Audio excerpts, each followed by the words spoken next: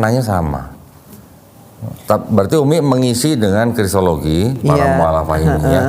Untuk memperkenalkan kembali dan kemudian membuat si mu'alafah untuk berpikir kembali.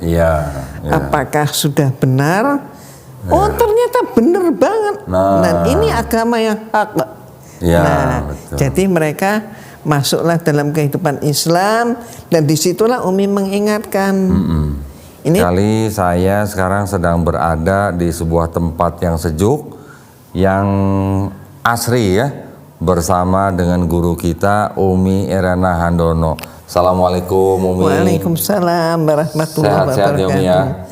Sehat, alhamdulillah. Alhamdulillah. Doni juga sehat alhamdulillah. Kan? Senang sekali saya bisa datang menemui Umi Irena Handono, guru kita ya. Dulu VCD-nya sering kita tonton. Sekarang muridnya lebih pintar. Alhamdulillah Umi ya, sehat-sehat. Di tempat ini adalah tempat yang disebut dengan Irena Center. Ini adalah tempat pondok khusus untuk mu'alafah ya Umi ya. Betul. Jadi sekali-sekali kita datang sini, siapa tahu apa yang kita bisa bantu di sini, dan juga kita sekarang juga mau nyolong sedikit-sedikit ilmunya dari Umi ini. Masya Allah. Nyolong itu apa? Nyolong itu apa ya? Mengambil diam-diam ya Umi ya. Menyadur gitu, menyadur. Yang namanya imam madhab kita. Iya, imam. Itu pun kemudian ternyata punya murid dan muridnya itu lebih pintar daripada dia. Alhamdulillah. Alhamdulillah. Umi sekarang kegiatannya banyak ngapain Umi?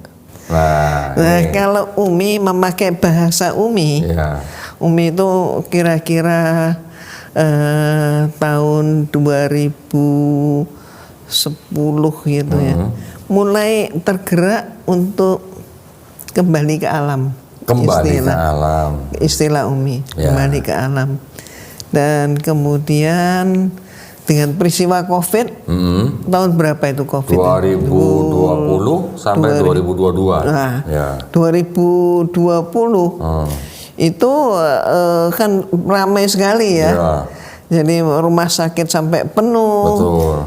Sampai oksigen habis kan gitu ya. Macam-macam lah. Sampai jenazah pun tergeletak di lantai setiap hari. Ambulans nggak ada istirahatnya gitu.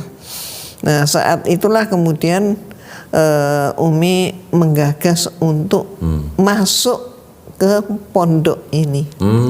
Jadi pondok sudah pembangunannya sudah selesai.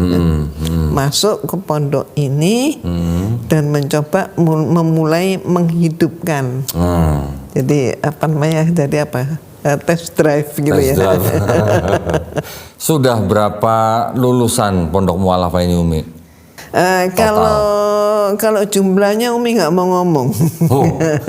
Jadi dirahasiakan ya? Nggak mau mengurangi ibadah. Oh ya, nggak mau ngurangin pahala ya. Udah capek-capek bangun pahala, ntar dibocorin sama Donditan itu. Ya enggak, artinya nggak boleh, supaya ini jaga hati kita ya. Di situ Umi masuk. Di situ Umi masuk dan setelah istilahnya roda kegiatan harian ini berlangsung, mulai zikir, sholatnya, ngajinya, tadarus, semuanya berjalan. Alhamdulillah. Umi tetap di sini terus. Masya Allah. Sampai akhirnya Umi juga di belakang pondok ini Umi membangun rumah kecil. Ya, rumah ini. Rumah apa namanya? Rumah idaman. Rumah idaman. Dan betul-betul itu kembali ke alam. Kembali ke alam. Kenapa kok kembali ke alam? Ya karena keluar dari rumah semuanya hijau. Oh, kanan kiri sawah Umi. Sawahnya nggak ada kebun. Oh, kebun. Ya. Dan jadi kalau Doni kan malam diiringi sampai tidur, sampai bangun lagi, sampai tidur lagi, diiringin musik apa? Enggak, dengerin kajian. Kalau Umi pasti diiringin suara jangkrik ya Umi ya. bukan cuma jangkrik. Bukan cuma jangkrik, apa? Yang lebih merdu lagi ada. Apa itu Umi? Ya walaupun jangkrik juga punya keistimewaan ya. Iya. Itu ada yang namanya katak. Oh, katak itu makanya kan kalau dijadikan gambar imajinasi gitu, kan katak bawa drum band gini ya. Iya. Jadi terarah mereka. Terarah lagunya itu betul-betul pas begitu. Iya. Udah gitu di sini setiap sore mungkin hujan ya Umi ya? Nyaris begitu. Nyaris begitu ya tiap sore ya. Jadi malam suara kodok. Suara bukan kodok sendirian ya. Jangkrik. Pagi burung. Waduh, anak Umi bener ya. punya burung hantu. Burung hantu. Bisa dilihat Umi? Bisa. Loh, katanya ada hantu 3 ekor. Kalau manusia jadi hantu kita nggak tahu. Iya. Tapi kalau burung hantu ada. Masih bisa dilihat ya? Mungkin hantu-hantu manusia itu meniru gitu ya, meniru burung hantu. 3 burung hantu Umi. Ngapain miara burung hantu Umi? Datang sendiri. Datang sendiri.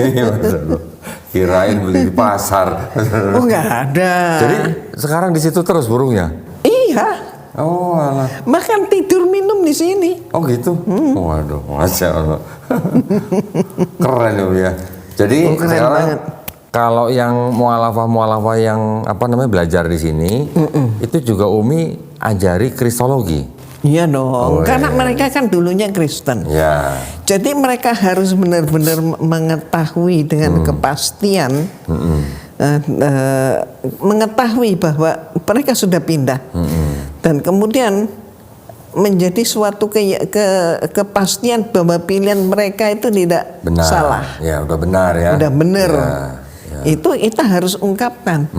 Maka memakai kajian kristologi. Berarti ketika Umi memberikan kajian kristologi sama saja dengan Umi membersihkan akidah lama ya Umi ya? Betul. Membersihkan dari akidah lama. Betul. Dan mengisi dengan akidah baru. Yang sesuai dengan ketentuan Allah. Ya, saat itu misalnya ini kita ngomong ya, Nabi Isa alaihissalam sholat enggak? Sholat. Sujud lagi sholatnya. Sujud lagi gitu ya. Sholat subuh lagi. Sholat subuh. Ya. Bahkan syahadat Nabi Isa. Syahadat, iya betul. Bahkan dihitan Nabi Isa, gitu kan ya. Akikah loh. Akikah. Umi udah tahu ayatnya akikah. Yesus akikah Umi udah tahu di Bible. Belum. Lukas pasal 2 ayat 24. Ketika baru lahir, setelah disunat, setelah ibunya atau maminya Maria tahir, kan dibawa ke bait suci untuk diserahkan ke Tuhan katanya kan.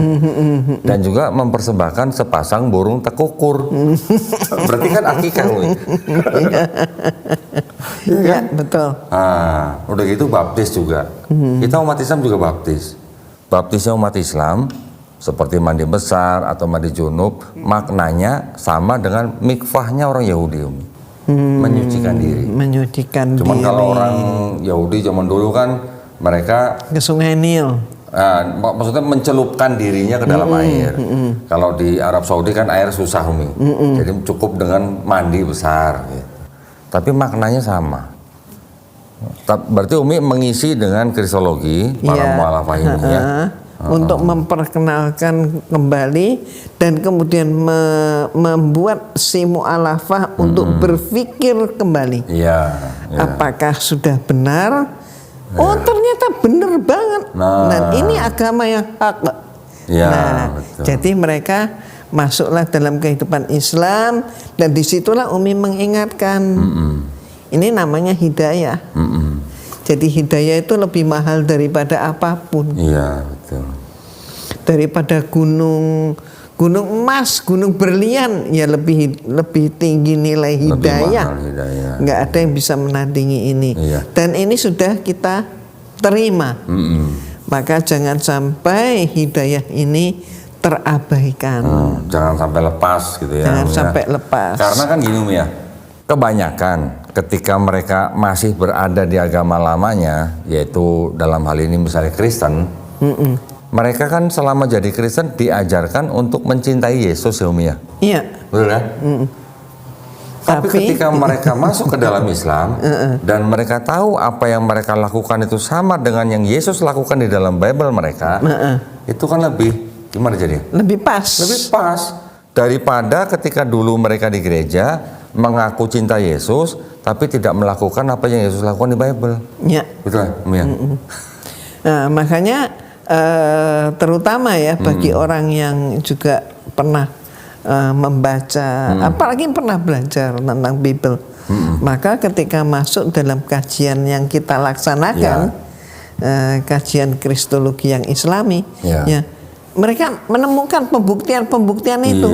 Ini dalam Bible ayatnya, silakan baca. Ini dalam Al-Quran ini ayatnya ini, silakan baca. Nah ternyata ada yang sama. Ada yang sama. Cuman sekarang Dondi pengen merubah, Umi. Kita jangan sebut ilmu itu sebagai kristologi lagi, Umi. Gimana? Kalau kristologi, definisi kristologi itu kan salah satu cabang ilmu yang mempelajari tentang posisi Yesus Kristus di dalam agama Kristen. Tapi kan Umi juga mengajarkan ada isi dari Quran, ada Islamnya bagaimana, kan begitu. Jadi Dondi sekarang mau ganti kristologi jadi krislamologi. Cocok Umi. Kalau bareng-bareng diperkenalkan gimana? Boleh. Jadi maksud enggak, krislamologi. Jadi ada krislamologi. Jadi ada kristologinya, ada islamologinya. Karena Umi udah lama banget ya mencari kalimat untuk menggantikan kalimat kristologi itu nggak ketemu gitu. Sekarang Dodi bawa di sini nih. Maksud Dodi gini, Umi. Kristologi tadi Dodi sudah kasih tahu definisinya. Krislamologi ya. Kristologi. Kristologi khusus untuk belajar tentang posisi Yesus dalam agama Kristen. Kalau Islamologi itu kan ilmu yang mempelajari tentang seluk beluk Islam. Nah, jadi kalau kita mengajarkan kepada seseorang tentang posisi Yesus di Kristen, seluk beluk Islam, kita gabungkan kan yang Krislamologi. Setuju? Setuju dong, Umi. Dilakukan? Siap. Oke. Jadi mulai sekarang kita lakukan ya? Ya, mulai sekarang Dodi sebutnya krislamologi. Setuju. Karena gini juga, Umi. Islam, Quran kita kan juga sering diserang. Iya memang. Iya kan? Nanti ada orang Kristen atau dan ngawur lagi nyerangnya. Ngawur. Kalau nggak ngawur bukan Kristen, Umi. Mereka nyerang, misalnya Quran surat Ali Imran ayat 45. Misalnya contoh, tuh di situ Nabi Isa disebut terkemuka di dunia dan akhirat. Oh ya, itu selebaran ya zaman Umi itu masih awal dakwah itu selebaran. Banyak. Itu banyak dan penyebarannya luar biasa. Ada yang pakai cara itu selebaran itu fotokopian itu sampai 1 rim gitu ya. Itu ditaruh di atasnya kotak amal. Sehingga pikirnya umat Islam punya Islam. Oh ini berarti kita ambil satu lah kita beramal itu masukin ke kotak amal. Kurang ajar ya. Iya. Kurang ajar ya. Karena nggak pakai besaran duit berapapun masuk ke kotak amal. Waduh. Gitu ya, Om ya. Itu malah Dodi nggak ngeliat tuh yang begitu-gituan tuh. Habis. Kalau yang Dodi tahu ada kayak semacam pamflet atau buku kecil, buku saku. Itu ditaruh di situ. Habis. Habis. Kan kotak amal. Iya. Nah ini berarti silakan ambil setelah nyemplungin ke kotak amal ini ngambil. Malah ada yang nggak nyemplungin ngambil juga. Iya. Jadi berarti mereka targetnya tercapai nyebarkan. Iya. Nah seperti itu mereka bilang tuh Nabi Isa di Quran disebut terkemuka di dunia dan akhirat. Coba Nabi Muhammad atau Nabi lain ada nggak yang disebut terkemuka di dunia dan akhirat pula gitu. Coba. Yang begitu kadang-kadang kalau kita nggak jawab bagaimana ya. Dan orang tanya ke kita. Dan orang nanya kita, orang Islam nanti bisa murtad gara-gara dikituin. Ya, nggak bisa dong kita diem. Atau ditanya begitu mereka jadi murtad. Kan kita juga harus paling tidak kalau kita mengaku kita dan kita sudah tahu ilmunya, kalau kita bisa berikan jawabannya atau kita bisa memberikan kajiannya, terus kemudian orang tidak jadi murtad gara-gara tahu kajian kita, kan itu kan juga pahala buat kita. Iya. Nah. Ini Umi juga alami. Jadi ceritanya ketika Umi berdakwah di sebuah masjid di Jakarta, saat itu sedang rame-rame di Islamic Invasion. Oh ya, Buku itu sampai di emperan, ya, di emperan itu dijual cuma 10.000. Padahal memfotokopi, gitu ya, memfotokopi buku yang di Islamic Invasion-nya yang asli itu, di fotokopi itu biayanya sampai 17.500-an. Malah lebih mahal fotokopi daripada beli bukunya. Iya. Habis dong. Oh. Selalu habis. Sampailah kemudian ada seorang mu'alafah yang dikasih oleh temannya, teman gerejanya dulu. Nih, lu kan bodoh memang lu. Coba ini baca ini. Nih. Lah ini kan polos ini anak ini, anak perempuan ini, nggak ngerti, walaupun dia sudah menikah, sudah bersuami, tapi nggak ada putusnya, nggak ada menyerahnya. Teman-temannya dari gereja itu menghubungi dia. Terus ya Om ya. Nah terus kemudian dinyatakanlah di Islamic Invasion bahwa Islam itu agama kekerasan, Islam itu merendahkan perempuan, Islam itu jahat, keji, Islam itu nabinya yang dipuji-puja, melakukan pedofilia dan sebagainya, macam-macam, gambarnya segala macam itu mereka di buku itu ada. Terus kemudian pada waktu Umi akan memberikan ceramah, Umi sudah maju ke tempat Umi ceramah. Di situ anak perempuan ini diantarkan oleh suaminya datang mendekat ke Umi sebelum ceramah. Jadi ada kesempatan kan, panitianya mau membuka acara kan, Umi sudah datang. Nah itu dia datang.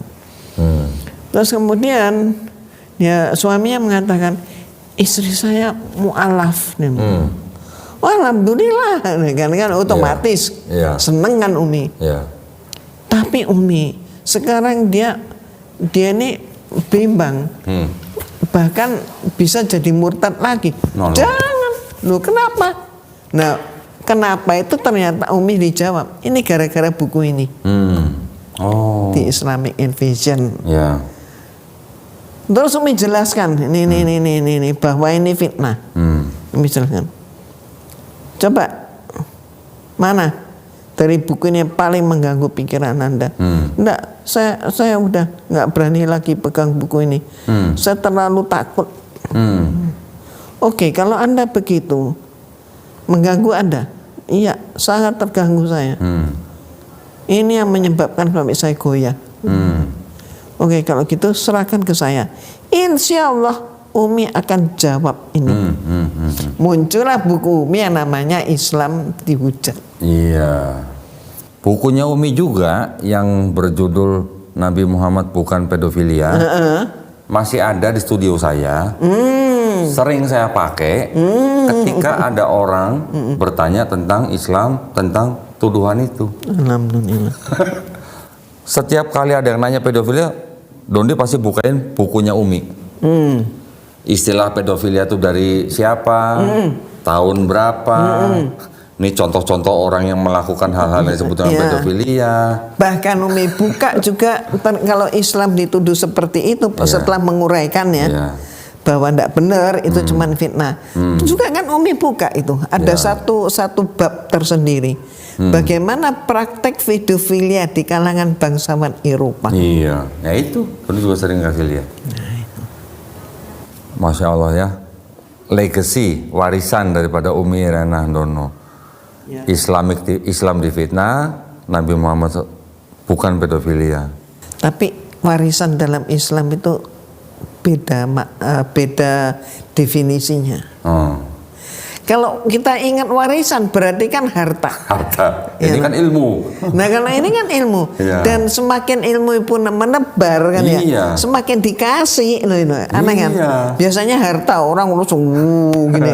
Tapi ini semakin dikasih, semakin menebar, maka semakin berarti amal jariahnya besar. Umi nggak habis-habis sudah ya, itu. kekuasaan Allah. Allah Maha Pemurah. Ya, alhamdulillah. Jadi maksud Dondi, Umi, kita sekarang sebagai mantan kafir. Alhamdulillah. Alhamdulillah. Mantan kafir ya, iya.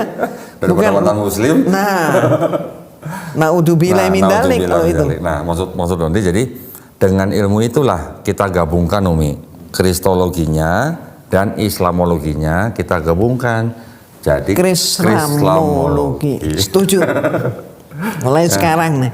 Jadi kalau Umi nanti ada angkatan baru mualafah, jangan sebut kristologi lagi. Krislamologi. Karena kan Umi kan selalu kan memberikan ilmu Islam juga. Iya. Pada saat kelas itu. Dan selalu Umi caranya tetap nggak berubah, yaitu ketika Umi berbicara tentang Islam, oke, Umi akan bacakan. Kalau kemudian ada orang yang sudah belajar ngaji dan bisa ngaji, Umi persilahkan dia baca.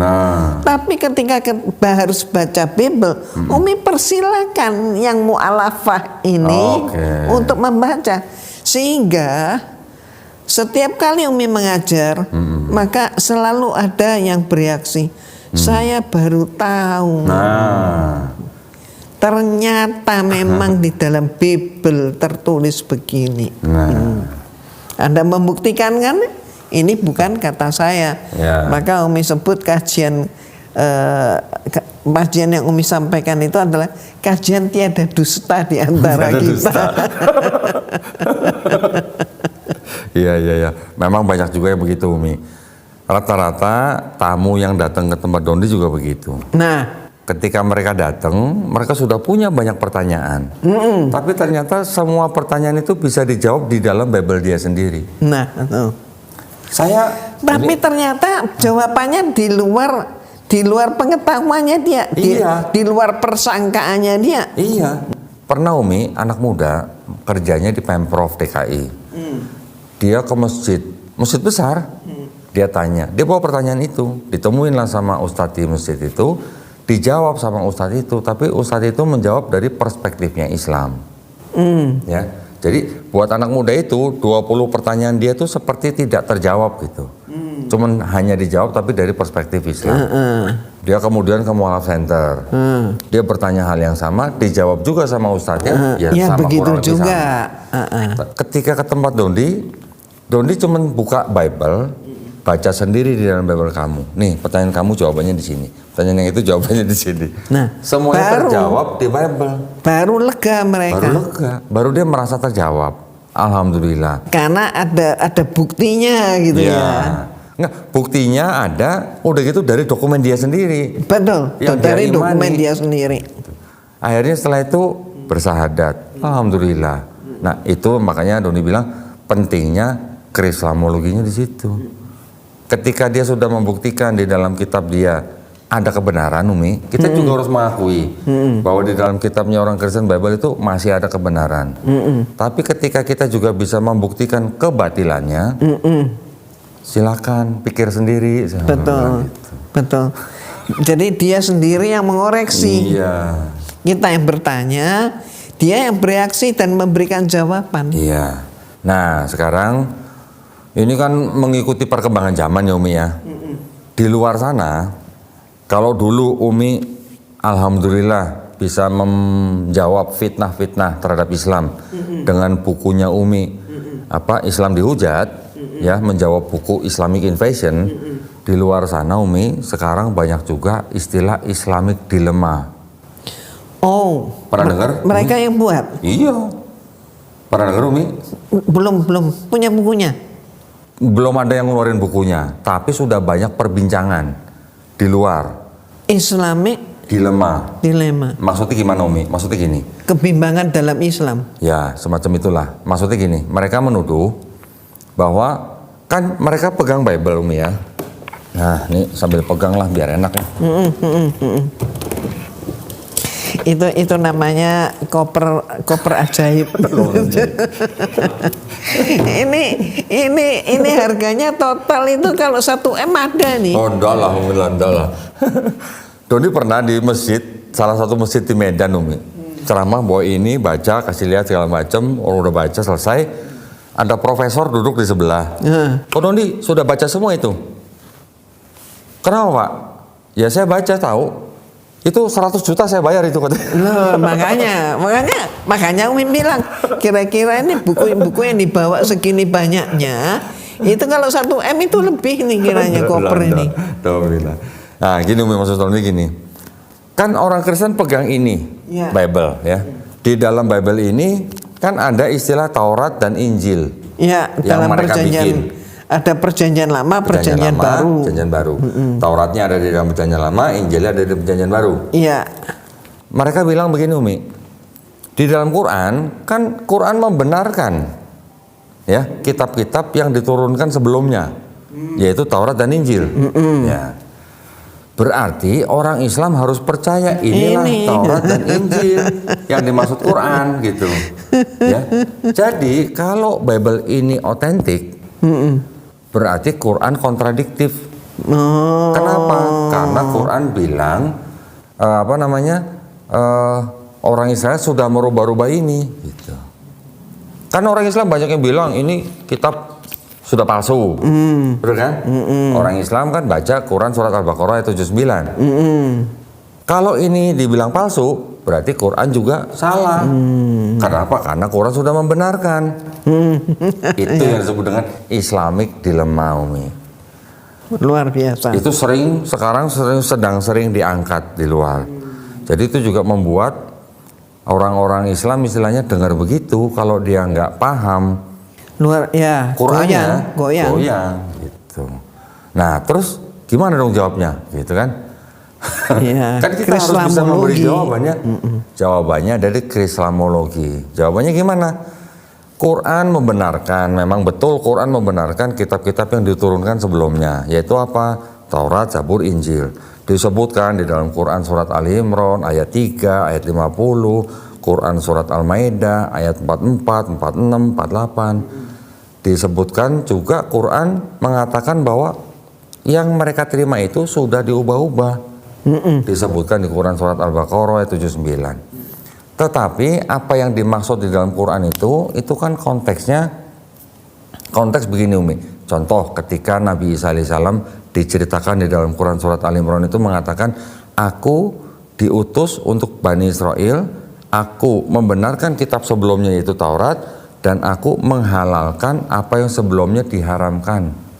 Berarti ada perubahan Umi ya? Ya.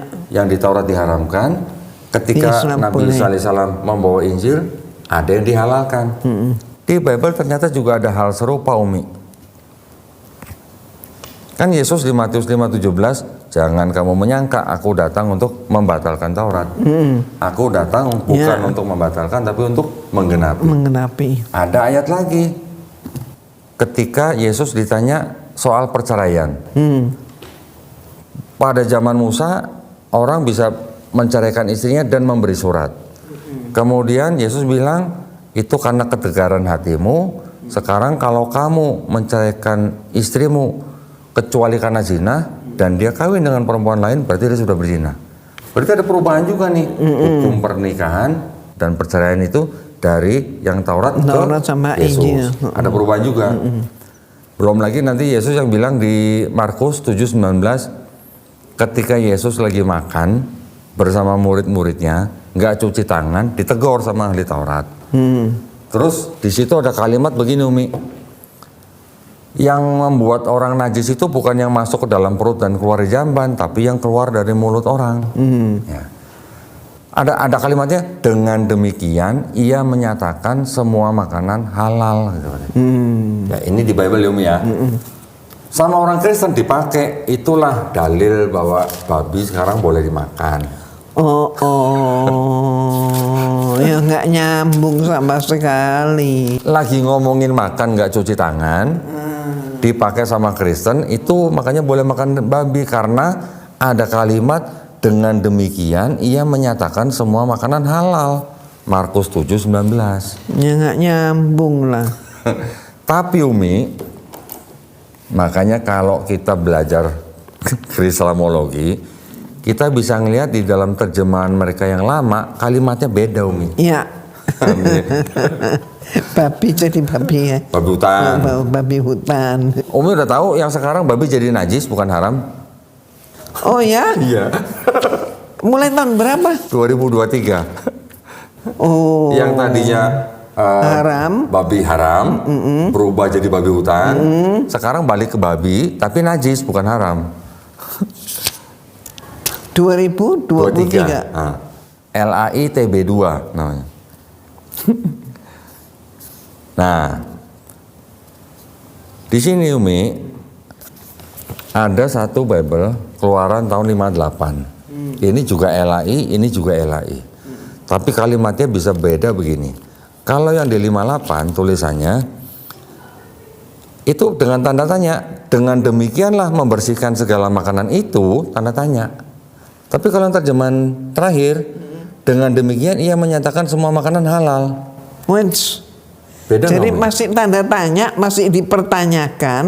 Di sini langsung diberi jawabannya. Dengan diberi pernyataannya. Iya, dengan demikian ia menyatakan semua makanan halal. Nah, ini ya walaupun kan untuk kita Islam babi tetap haram. Di sini dianggap sama orang Kristen babi jadi halal karena ada kalimat begini. Walaupun kita juga bisa membuktikan dari terjemahan yang sebelumnya artinya berbeda ya. Tapi maksud Doni gini, berarti di dalam Bible juga Yesus membenarkan Taurat, tapi Yesus juga merubah Taurat. Merubah itu artinya ada yang diubah. Ada yang diubah. Perceraian, makanan, dan juga hari Sabat. Karena Yesus dan murid-muridnya hari Sabat memetik gandum. Gitu. Padahal bagi mereka dinyatakan hari Sabat itu Tuhan istirahat. Ya. Nah, artinya ada kesamaan nih antara Quran dan Bible, di mana Yesus menerima dan membenarkan Taurat, tapi juga ada yang diubah, ya. Berarti yang namanya Islamic Dilemma itu di dalam Islam itu sebenarnya hanya kelanjutan transmisi wahyu ilahi yang tadinya dari Taurat, Injil, dari Taurat dibenarkan oleh Injil, tapi juga ada yang disempurnakan. Dari Injil ke Quran, di Quran membenarkan Taurat, membenarkan Injil, tapi di Quran juga menyempurnakan apa yang sebelumnya. Jadi kan ini kan namanya apa? Namanya adalah kelanjutan internal ya Umi ya di dalam Islam. Boleh bisa disebut begitu. Iya. Tapi juga sebenarnya kalau ke intinya, kalau ke intinya kita maka akan menyatakan bahwa lah yang dilakukan dalam Islam itu yang benar-benar yang merupakan wahyu Allah. Ya. Yang mereka plesetkan dan mereka ubah-ubah. Iya. Nah, maksud Dondi gitu, Umi. Jadi yang disebut dengan Islamic Dilemma sendiri itu sebuah asumsi yang salah gitu. Ya, betul. Asumsi yang salah. Asumsi yang salahnya kenapa? Karena Quran selain membenarkan juga sudah berani menyatakan bahwa mereka sudah mengubah-ubah. Ya. Jadi yang diakui oleh Quran, yang diklaim oleh Quran, Taurat, Injil itu yang asli. Itu yang asli. Artinya wahyu yang benar-benar diturunkan, bukan yang sudah menjadi bentuk begini, yang sudah diubah-ubah. Maksud Dondi gitu. Nah, jadi sebenarnya tidak ada yang namanya Islamic Dilemma. Yang ada hanyalah apa? Kelanjutan internal dalam Islam tentang transmisi itu. Tetapi kalau kita kembalikan, kalau orang Kristen mengaku sebagai pengikut Yesus, berarti kan mereka harus hidup di bawah hukum Taurat. Ya kan Umi? Makanya Taurat itu sama Paulus dibatalkan. Nah, karena orang Kristen yang sekarang tidak hidup di bawah hukum Taurat karena ikut ajaran Paulus, berarti itu namanya Christianity Dilemma. Betul Umi? Iya.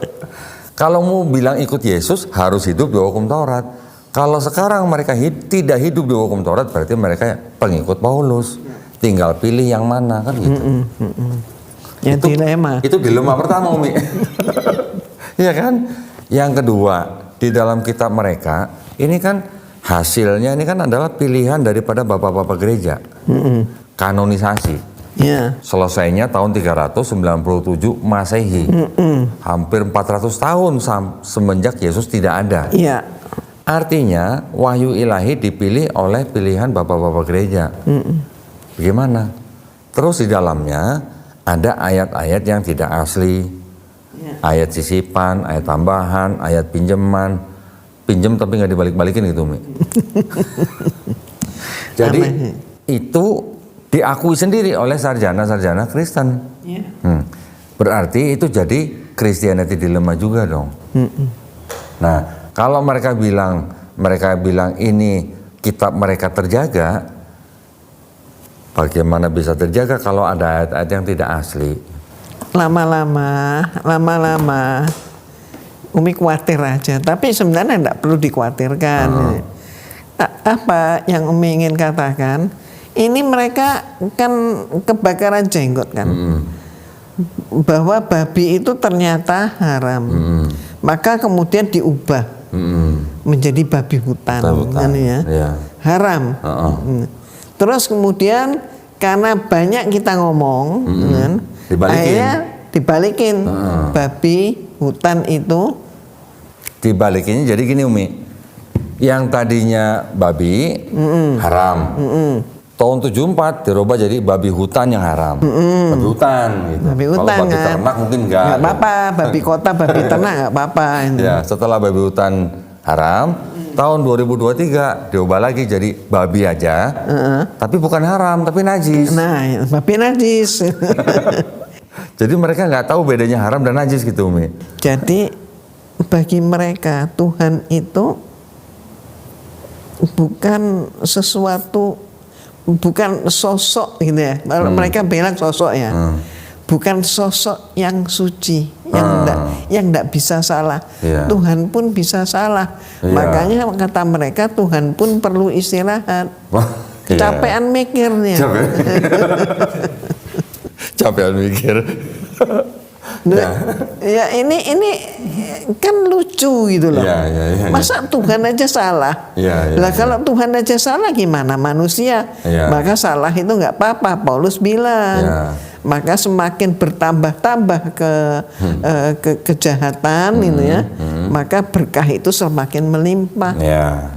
Nah, kalau kita bicara Paulus, Yesus, kemudian kitab mereka sendiri, ternyata kalau kita kembalikan dengan standar yang sama, berarti sebenarnya Islamic dilemma itu tidak ada. Betul. Yang ada malah Christianity dilemma, gitu, Mi. Ini ya mungkin masuk ke Indonesia tapi nggak masif, tapi di luar itu banyak, Mi. Di luar itu lagi rame gitu disebutnya. Lagi rame. Berarti di Amerika, di Australia sudah beredar. Beredar banyak, Umi. Karena kan mereka juga lewat YouTube, jadi kan cepat menyebarnya. Gitu. Nah, ketika Dondi lagi ngajar di kelas kristologi juga waktu itu, ada juga temennya dia nanya tentang Islamic dilemma. Berarti sudah nyampe ke dia. Anak-anak muda udah nyampe tuh berarti. Ya kan? Kalau habis ini nanti Umi download aja deh. Nah, Umi nanti boleh pelajari. YouTube-nya. Banyak di corner. Apa? Di street corner juga banyak penyebaran. Ya, di Speaker's Corner juga sering dibicarakan. Tolong cariin nanti ya. Ya, itu penting juga, Umi. Ya, karena segala sesuatu, serangan, tuduhan, fitnah terhadap Islam, kita harus bisa mengajarkan kepada umat Islam jawabannya tuh begini loh. Iya, betul. Itulah perlunya kita. Iya. Makanya jadi mantan. Jadi mantan. Jadi segala yang kita alami ini nggak sia-sia. Iya, betul. Ada manfaatnya dan ternyata manfaatnya besar. Jadi mantan kafir. Jadi mantan kafir, mantan besar. Nah, maksud Dondi gini, ketika disebutkan bahwa ada ayat yang tidak asli, mungkin kalau mereka melihat kitab-kitab yang seperti ini tidak terlihat, Umi. Tapi ketika bisa ada keluar kitab seperti ini, di dalamnya Umi dulu pernah baca juga, di dalamnya ada pernyataan bahwa ayat ini tidak asli, sudah jadi dilema baru lagi buat mereka. Iya. Nah, berarti kitab mereka terkonfirmasi tidak terjaga. Dan mereka umat mereka itu pun sebenarnya miskin pengetahuan tentang agamanya sendiri. Ya. Wah, sayang saya nggak berani ngasih Umi baca yang ini sih. Kalau baca yang ini, aduh, heboh nanti. Porno ya? Kok tahu? Tahu. Kira-kira Yesniel kan? Bukan Umi, ulangan. Oh, ulangan. Aduh, jangan Umi lah, jangan lah. Tidak pantas untuk dibacakan di sini. Oke, ada satu lagi Umi. Ini yang gimana ya? Doni ketika menemukan dua buku ini Umi. Ini ada dua buku, pengarangnya sama. Yang mengarang namanya Dennis R. MacDonald. Ya, ini juga sama. Yang ini dia menyatakan bahwa penulis Markus ternyata menyadur penulis namanya Homer. Homer ini hidup kira-kira tahun 800 sampai 700 sebelum Masehi. Punya bukunya Homer nggak? Ada, tapi PDF. Dodi punya PDF tentang Iliad. Namanya Kerajaan Iliad. Ya, Kerajaan Iliad ini punya raja namanya Odyssey. Nah, Odyssey ini setelah membantu temannya menghancurkan kota Trojan, dia kembali ke Kerajaan Iliad selama 10 tahun Umi. Ini yang disadur sama penulis Markus. Tapi yang diambil dari Markus ini narasinya, nama orangnya dan nama tempatnya diganti. Nah, contoh peristiwa di kapal Odyssey dan pengikutnya kena badai. Jangan-jangan istilah tukang kayu segala macam muncul dari situ. Bisa jadi. Umi ingat ketika Yesus katanya diurapi kaki dengan minyak yang mahal. Narwastu. Di sini juga Raja Odyssey juga begitu. Padahal itu dinyatakan sebagai upacara pernikahan bangsawan Yahudi. Ya itu dulu mungkin Profesor Barbara Thiering yang menyatakan itu ya. Itu udah tahun berapa tuh Mi? Yang ini Dennis R. MacDonald ini bisa menemukan, dia membandingkan antara novel Iliad itu tentang Raja Odyssey itu dengan Markus. Banyak sekali yang sama, cuman beda nama tempat dan nama orang. Ini kalau dipahami, ini kalau diketahui, dimengerti oleh umat mereka, ya mudah-mudahan umat mereka mikir ya. Ya, banyak kesamaan tuh Mi. Ini cerita Odyssey, ini cerita Markus. Nama orang dan nama tempatnya diganti. Ini juga nih. Ini ada orang-orang penjelajah gua. Nih Odyssey, Markus. Cerita-ceritanya sama. Banyak sekali yang sama. Ini dulu tanda-tandain semua nih. Nanti Doni sekali-sekali bikin kajian yang khusus tentang ini nih. Jadi luar biasa. Homer itu hidup kira-kira 700 tahun sebelum Masehi. Markus menulis gospelnya kira-kira tahun 65 sampai 70 Masehi. Masuk akal. Ya. Kemudian yang Markus, tulisan Markus ini disadur oleh penulis Matius dan penulis Lukas 10 tahun kemudian. Berarti kira-kira tahun 75 Masehi. Jadi sementara ini dinyatakan bahwa Markus itu kemanakan Barnabas. Tradisi, itu tradisi ya Om ya. Barnabas itu kan murid Yesus. Jadi ya kayaknya oke-oke aja lah gitu ya. Bahwa Markus ini menulis atas ucapan-ucapan yang diterima dari omnya gitu kan. Terus setelah menulis Markus katanya ini berdasarkan tradisi ya. Itu kan pendek banget loh. Markus paling pendek. Kemudian ini harus ditambah ini kan. Maka harus ditambah, menulislah kemudian Matius. Nah, sumber penulisan dari mana? Kan harus kita tanya. Ternyata sumber penulisan dari Markus yang dikembangkan. Iya, betul. Jadi gini Umi, ada teori namanya the second source theory, ya, itu ada di buku The Five Gospel. Jadi sumber Markus ini selain sumber Markus juga ada sumber namanya Q. Q itu singkatan dari kata quell. Quell itu artinya kisah-kisah yang beredar di masyarakat selama puluhan tahun. Kalau bahasa Indonesianya satu kata apa Umi? Kisah-kisah yang beredar di masyarakat selama puluhan tahun. Bahasa Indonesia satu kata apa? Riwayat. Selain itu? Hikayat. Dongeng. Dongeng. Tega bener ya dongeng ya. Selain itu apa lagi Umi? Apa lagi? Ya omon-omon. Omon-omon. Nah maksudnya gini. Jadi ada sumber Markus yang tadi ternyata terbukti di buku ini menyadur tulisan Homer, novelnya Homer. Ada sumber yang namanya Q atau quell. Ini adalah kisah-kisah yang beredar di masyarakat selama puluhan tahun. Terus kemudian penulis Matius juga punya sumber sendiri disebut M. Penulis Lukas punya sumber sendiri disebut L. Jadi Matius dan Lukas punya sumber sendiri tapi juga mengambil dari Q dan juga mengambil dari Markus. Jadi yang ada di dalam yang ada di dalam Matius dan Lukas, 90% Markus itu ada di dalam Matius. Yang di Lukas 50% berasal dari Markus. Sedangkan Markus nyadur Odyssey, nyadur Homer.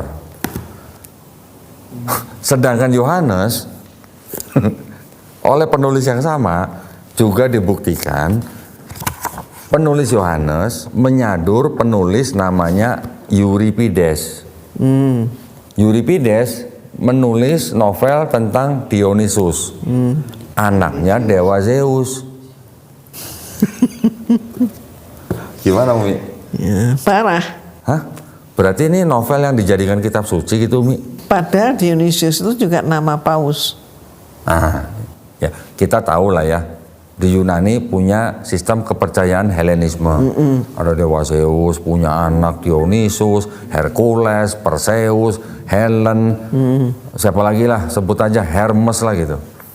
Di Romawi ada paham paganisme Romawi. Dewa Jupiter punya anak-anak siapalah, Merkuri dan sebagainya. Jupiter sama Zeus sama. Ya, cerita tentang anak dewa masuk ke dalam Yohanes, cerita tentang Odyssey masuk ke dalam Markus, di Markus disadur lagi sama Matius dan Lukas. Jadi novel yang disadur kemudian menjadi kitab suci. Kitab suci, luar biasa ya. Enggak, pertanyaan saya Umi, itu penulis Markus dan penulis Yohanes yang menyadur dari Odyssey dan Euripides, dari Homer dan Euripides, mereka tahu nggak saduran mereka tuh bakal jadi kitab suci gitu maksudnya? Kayaknya mereka nggak tahu. Nggak tahu. Mereka nggak nyangka. Andai kata bisa hidup lagi, mereka bilang kamu bodoh banget. Karena yang memilih gospel itu untuk masuk ke dalam Bible kan bapak-bapak gereja ratusan tahun kemudian. Dan itu berdasarkan kepentingan kan. Kepentingan politik ya. Politik. Tapi sekarang juga ada pemimpin yang senengannya, kalau ini kan pemimpin yang seneng baca apa namanya novel ya. Sekarang pemimpin seneng ngegame itu juga banyak. Umi update juga Umi ternyata nih. Loh ini ngomong jujur kok ini. Iya. Ini perbandingan kan. Perbandingan zaman dulu sama sekarang. Zaman dulu dan sekarang. Ternyata orang zaman dulu itu sifatnya ada yang orang zaman sekarang sama persis kayak mereka, ya? Masih diikuti. Makanya sampai ada yang rumahnya dijarah tuh Umi ya. Iya. Udah, jangan politik ini udah. Ini krisalamologi ini. Nah, jadi selanjutnya 4 gospel di Perjanjian Baru asalnya dari 2 novel. Perjanjian Lama asalnya dari kitab Yahudi. Ya kan, 1M kan? 1M. Lebih. Terus yang surat-surat Paulus juga ternyata itu adalah pemikiran seseorang yang berbeda dengan ajaran Yahudi.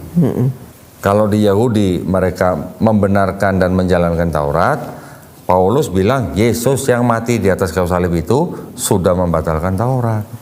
Kurang ajar. Kurang ajar banget. Nah, gimana Umi? Padahal Yesus kan ngomong sebelum bahwa langit dan bumi itu tidak lenyap. akan lenyap sebelum iota. satu iota. Iya. Iya. Coba nggak akan lenyap. Kalau ada satu iota aja nggak akan terjadi. Jadi artinya satu iota pun tidak akan dihilangkan sebelum kiamat dong. Iya, iya, maksudnya begitu. Bahasanya gitu Umi ya. Nah. Lah kok bisa-bisanya Paulus bilang Yesus yang mati sebagai manusia itu sudah membatalkan hukum Taurat. Boleh nggak Umi kalau Doni bilang Paulus itu memfitnah Yesus? Memang iya. Memang iya. Memang iya. Dan kembali lagi ya. Kalau zaman sekarang itu ya begitu juga. Gitu ya. Begitu juga. Padahal yang menurunkan Taurat ini kan Tuhannya Yesus ya Umi ya. Tuhannya Nabi Musa nih yang menurunkan Taurat. Kok berani-beraninya Paulus bilang Yesus yang mati itu sudah membatalkan Taurat ya? Itu kan Paulus sendiri tuh kadang-kadang kan keceplosan ngomong. Oh, keceplosan. Dia bilang karena dustaku kerajaan Allah semakin berkembang. Kenapa aku masih dihukumi sebagai seorang pendusta? Berarti bagi dia dusta itu boleh. Oh iya. Di Roma tuh Umi ya. Jadi dusta itu boleh. Artinya kan Paulus itu dia kalau ngomong ke orang Yahudi dia akan berperilaku seperti orang Yahudi. Tapi ketika dia ngomong sama orang non Yahudi dia juga akan berperilaku seperti orang non Yahudi. Kayak apa itu? Apa dong? Mirip apa? Bunglon. Iya. Iya lagi. Ya, jadi alhamdulillah Umi ya, kita sudah terlepas dari saduran novel Umi ya berarti ya. Aduh. Nah, sekarang gini. Nah, kita juga harus jujur Umi ya, bahwa di dalam Quran juga ada cerita-cerita tentang Nabi Isa membuat burung dari tanah liat. Belum lagi di Quran juga ada cerita-cerita tentang Ashabul Kahfi. Ini juga ada tuduhan dari luar. Tuh sama, Quran juga nyadur katanya. Buktinya ada Ashabul Kahfi. Buktinya ada Yesus menciptakan burung dari tanah liat. Buktinya ada cerita Nabi Ibrahim atau di Quran ya disebutkan dimasukkan dalam tungku Nabi. Itu sudah ada cerita-cerita di Yahudi katanya. Itulah sebetulnya membuktikan bahwa Al-Quran itu menyampaikan kalam Allah yang diterima oleh para nabi itu. Jadi kalau memang yang berdasarkan Allah dan masih asli pasti muncul dalam Al-Quran. Nah itu yang tadi Doni bilang ketika menjawab Islamic Dilemma, salah satu fungsi Quran, bukan salah satu, salah tiga berarti, karena Quran punya fungsi sebagai yang musodik, membenarkan yang sebelumnya diturunkan. Yang kedua juga sebagai al-muhaimin, sebagai pengoreksi. Apa yang dulu disalah atau dipahami atau dirubah, dikoreksi lagi di Quran. Iya. Terus kemudian fungsi yang terakhir sebagai mubayyin, menjelaskan gitu ya. Jadi maksud Doni gini, ketika ada cerita-cerita di luar Quran, di luar Bible juga yang masuk dalam Quran, kita harus tahu nih. Contoh misalnya ketika Nabi Isa diceritakan menciptakan burung dari tanah liat, itu ada di Gospel Infancy of Thomas, ya, tidak masuk ke dalam Bible, ya, tidak masuk dalam Bible. Ketika diceritakan di sini Yesus menciptakan burung dari tanah liat, tidak cuma itu, Mi, di situ juga diceritakan Yesus membunuh anak kecil, terus juga diceritakan macam-macam yang tidak semuanya masuk dalam Quran. Tapi maksud Dondi, berarti sebenarnya ini ada kejadian sebenarnya diceritakan oleh sebagian orang ini, diceritakan oleh sebagian orang ini, diceritakan kembali dalam Quran. Nah, yang diceritakan dalam Quran ini adalah versi yang benar-benar terjadi. Yang ditambah-tambahin yang bukan dari Allah nggak masuk. Nanti orang luar bisa itu mah asumsi gitu kan. Karena dari Quran lu bilang yang paling benar. Tapi selain itu kan Quran juga memuat ayat-ayat yang berhubungan dengan sains dan sudah terbukti benar. Iya. Artinya itu bukti bahwa itu bukan karangan manusia. Karena tidak mungkin seorang nabi yang umi bisa ngomong seperti itu tanpa alat-alat canggih yang kita tahu sekarang. Contoh apa? Mikroskop, teleskop, alat selam dan sebagainya. Kapal luar angkasa. Bagaimana seorang nabi yang umi bisa ngomong begitu di dalam sebuah kitab? Dan terbuktinya baru zaman sekarang. Jadi kalau ada cerita di situ yang dianggap sama dengan cerita di luar Bible, di luar Quran, yang dianggap itu cerita dongeng, berarti itu benar-benar terjadi. Sama seperti Ashabul Kahfi. Ayat-ayat tentang Ashabul Kahfi turunnya itu kan bukan sekonyong-konyong Nabi Muhammad SAW cerita gitu sama sahabatnya, bukan begitu. Tetapi ada pertanyaan dari kaum Quraisy. Ada pertanyaan dari kaum Quraisy yang disuruh sama orang-orang Yahudi. Coba lu tanya sama Nabi itu, bener nggak ada cerita ini? Ketika mereka bertanya kepada Nabi, Nabi juga sempat nggak bisa jawab, Umi. Ya, kalau memang ngarang atau menyadur, harusnya bisa langsung jawab. Tetapi kenapa jawaban Nabi mesti nunggu 15 hari?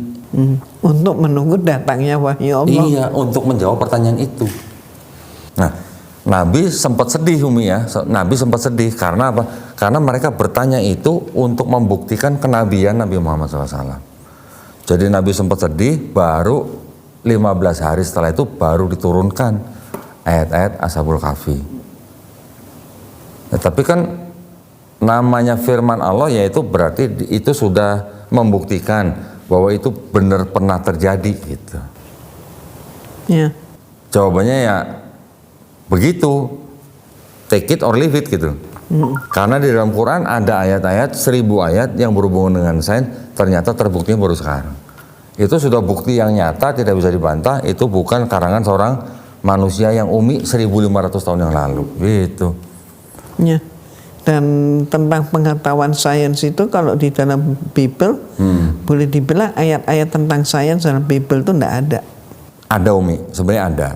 Ada yang benar sedikit, tapi banyak yang salah gitu.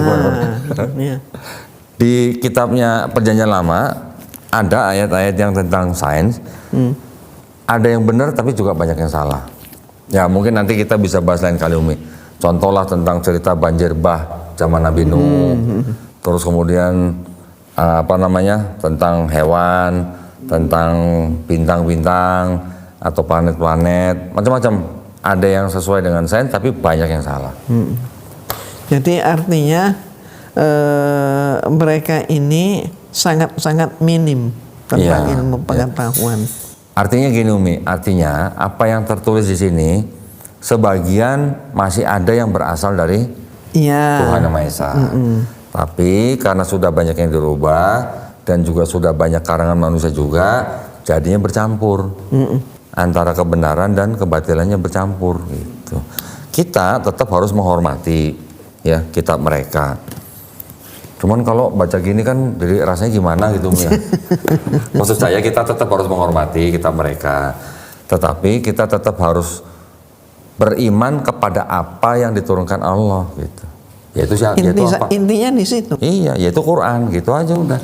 Jadi kalau ada orang Islam yang menolak, tidak mau menerima pemahaman mereka, itu jangan kemudian dituduh bahwa itu adalah garis keras. Tapi karena orang Islam itu selalu mencari rujukan, dia mau menerima yang benar-benar datangnya dari Allah. Iya, betul, betul sekali. Nabi Muhammad SAW kan juga menasihati sahabat-sahabatnya, jangan kamu terima sepenuhnya, tapi juga jangan kamu tolak sepenuhnya, karena bisa jadi di dalamnya masih ada kebenaran. Gitu. Betul. Dan sejak awal kan kita dituntun untuk itu. Iya, betul. Dan kalau sekiranya tuntunan Rasulullah SAW itu ditaati ya, dan dipakai, insya Allah aman, nyaman, tenang, tentram gitu. Jadi Umi, ini membuktikan Quran surat Ali Imran ayat ke-78. Bunyinya kira-kira gini, Umi. Dan sungguh di antara mereka niscaya ada segolongan yang memutarbalikan lidahnya membaca kitab. Agar kamu menyangka yang mereka baca itu sebagian dari kitab. Padahal itu bukan dari kitab. Dan mereka berkata itu dari Allah. Padahal itu bukan dari Allah. Mereka mengatakan hal yang dusta terhadap Allah, padahal mereka mengetahui. Novel jadi kitab suci. Karena sudah terlanjur, ya dipertahankan. Iya. Mereka tahu kan? Iya. Dan sampai sekarang belum ada pendeta yang bantah dia, Umi. Karena memang dokumennya ada semua. Iya. Dokumennya Raja Odysseus ada, dokumennya yang Dionysius ada, dan dokumen Markus dan Yohanes ada. Kalau tidak ada dokumennya, mungkin mereka juga nggak bisa buku seperti ini. Iya. Ya, yang bisa kita lakukan hanya apa, Umi? Cuman bersyukur ya, Umi ya. Ya bersyukur. Alhamdulillah ya. Jadi kita jangan sampai lalai dari bersyukur. Iya. Karena sesungguhnya Allah sudah demikian menyelamatkan kita. Diberi sesuatu, yaitu nikmat iman, nikmat Islam yang melebihi apapun yang ada di dunia ini. Betul. Jadi kaya banget. Jadi cuman orang kan seringkali kalau berbicara tentang kaya itu berarti uang. Padahal nggak begitu. Iya. Yang namanya ilmu, namanya iman. Ya. Kalau Doni rasanya waktu ketika menyebut dua kalimat syahadat, Umi, seperti orang yang dapat lotre, Umi. Seperti orang yang paling beruntung di seluruh dunia. Jadi artinya ketika Dondi membaca dua kalimat syahadat itu, Dondi merasa Dondi sedang mendapatkan penghargaan yang paling tinggi dari Allah SWT. Iya. Seperti itu. Masya Allah. Kalau Umi mungkin karena perempuan ya. Iya. Jadi lebih dominan yang nampak itu terharu dan ya mewek, nangis. Oh iya. Karena perempuan. Iya. Masya Allah, udah berapa tahun itu, Umi ya? Jadi tahun 83. Waduh, 83. 17 tambah 25, berapa tahun? 17 tambah 25. 42 tahun. Waduh, Masya Allah. Alhamdulillah. Dondi masih baru berapa, jalan 11 tahun.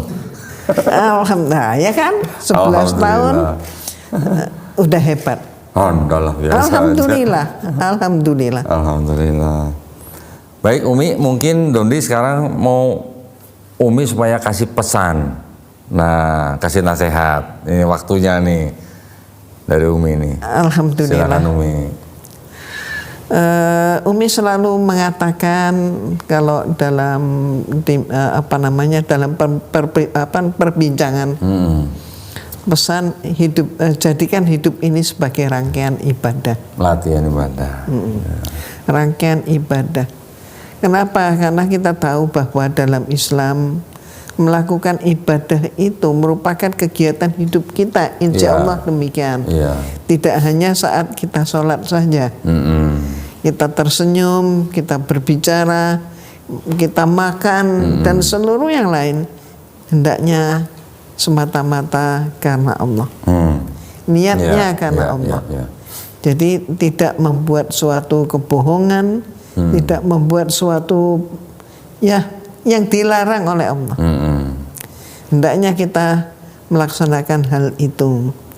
Dan kalau kita ingat bagaimana dahulu para sahabat, ada sahabat yang datang dan bertanya kepada Rasulullah, ya Rasulullah, aku ini sudah melaksanakan semua yang menjadi ibadah. Aku sudah sholat, aku sudah puasa. Apalagi ya Rasulullah yang harus dilaksanakan? Maka kemudian Rasulullah menyatakan, kalau engkau sholat, sholat itu untuk dirimu sendiri. Kalau engkau puasa, puasamu juga untuk dirimu sendiri. Tapi hendaknya ada satu ibadah yang sangat bermanfaat, bukan saja untuk dirimu, yaitu untuk orang lain juga, yaitu salinglah tolong menolong. Tolong menolong itu adalah juga ibadah. Jadi maksud Umi mengatakan jadikan hidup ini sebagai rangkaian ibadah. Rangkaian ibadah ya. Tadi kok saya dengarnya latihan ibadah ya? Enggak lah. Rangkaian ibadah. Rangkaian ibadah. Kuping akan korkin. Alhamdulillah. Terima kasih banyak Umi nasihatnya. Ya. Jadi segala kegiatan kita memang bisa menjadi ibadah ya Umi ya. Iya. Memang bisa. Begini ini kan ibadah juga. Kerja ibadah. Ibadah. Iya. Menyenangkan istri ibadah. Iya. Suami yang terbaik itu adalah suami yang bisa membahagiakan istrinya. Waduh. Tuh. Belum, sorry maaf Pak. Mohon maaf, ada yang belum nikah di sini.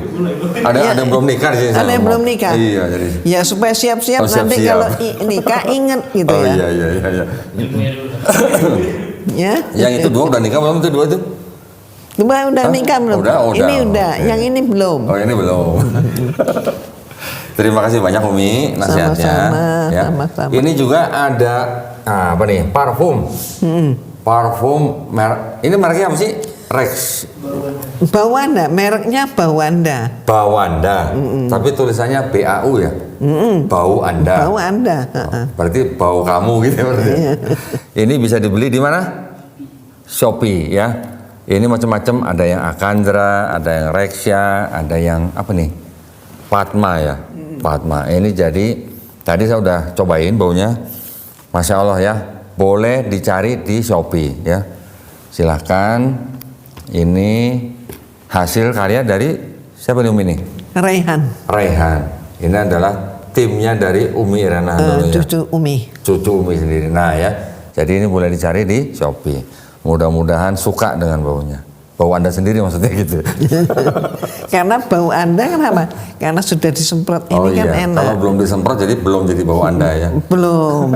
Jadi kita harus tampil dengan baik, dengan enak dipandang mata, enak dirasakan para baunya, itu sedap. Kalau kita mau masuk ke, kita mau berangkat ke masjid, nah, jangan lupa. Ya, semprot dulu bau Anda gitu ya. Bau Anda. Baik, barakallahu fikum, terima kasih banyak atas perhatiannya. Kita sama-sama berdoa, mudah-mudahan Umi sehat-sehat selalu. Amin.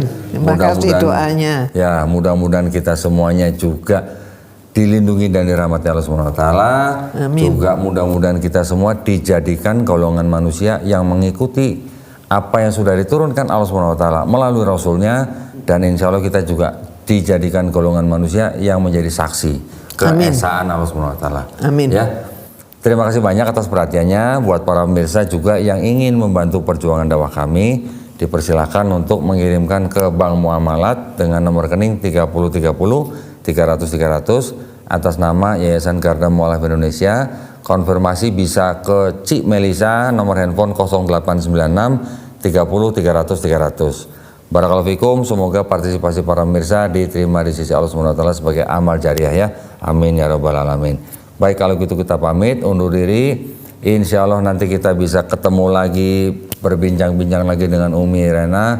Wabillahi taufiq wal hidayah. Wassalamualaikum warahmatullahi wabarakatuh. Waalaikumsalam. Terima kasih banyak Umi ya. Sehat-sehat ya. Alhamdulillah. Dari teman, karena sering lihat teman sholat, sering lihat teman ngaji. Saya pergi dari rumah, saya udah bulatkan hati untuk masuk ke